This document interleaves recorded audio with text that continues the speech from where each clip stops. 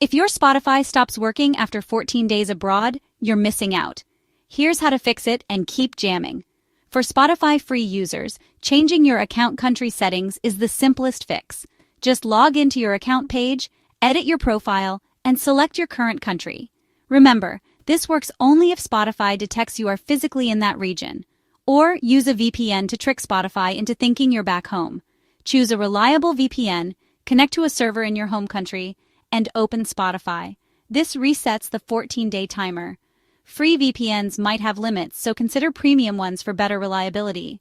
Lastly, creating a new account tied to your current location is another option, although you'll lose your playlists and preferences. For Spotify premium users, you're in luck. You can generally use Spotify abroad without the 14-day limit.